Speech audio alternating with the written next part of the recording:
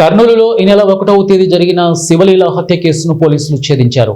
ఇంట్లో పని మనిషి కురువ వరలక్ష్మి హత్య చేసి శివలీల ఒంటిపై ఉన్న బంగారు ఆభరణాలు తీసుకుని వెళ్లినట్టు ఎస్పీ విక్రాంత్ పాటిల్ తెలిపారు. సీసీటీవీ ఫుటేజ్ ఆధారంగా నిందితురాలిని గుర్తించినట్లు ఎస్పీ తెలిపారు. నిందితురాలి వేలిముద్రలు ఘటన జరిగిన ప్రాంతంలో గుర్తించామని అన్నారు. శివలీలను రోకలి బండతో తలపై కొట్టి హత్య చేసిందన్నారు.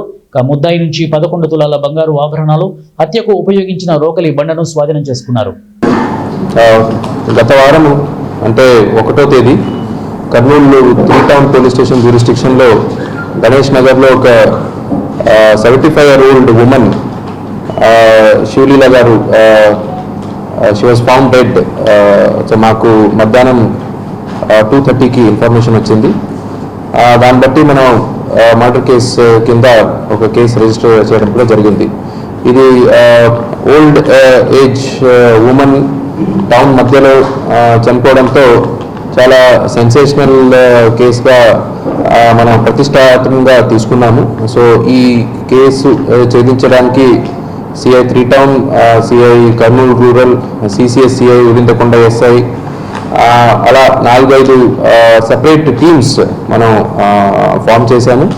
సో ఈ అన్ని టీమ్స్ చాలా క్షుణ్ణంగా ఇన్వెస్టిగేట్ చేసి దాదాపు 30 సీసీటీవీ కెమెరాస్ మనం మొత్తం డీటెయిల్డ్గా చూసి అక్యూజ్ని అరెస్ట్ చేయడం జరిగింది. ప్రధానంగా చూస్తే ఈ కేసులో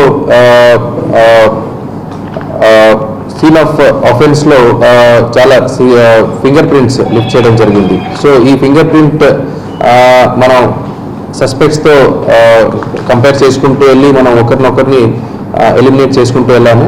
సో ఫైనల్గా ఒక సీసీటీవీ ఫుటేజ్లో సస్పిషియస్ మూమెంట్ ఒక లేడీది కనిపించింది. సో ఆ లేడీస్ సీసీటీవీ అందరికీ ఇంటి వాళ్ళకి, ఇంటి పైన ఉన్న టెనెంట్స్కి చూపిస్తే ఇది ఇందుకు ముందు ఉన్న ఆ ఇంట్లోనే ఇందుకు ముందున్న పని ఆమె పేరు కురువ వరలక్ష్మి. ఆమెతో పోలీసు ఎందుకంటే ఆమె ముఖం కవర్ చేసుకుని వచ్చింది కాబట్టి ముఖం డైరెక్ట్లీ సీసీటీవీలో పడలేదు.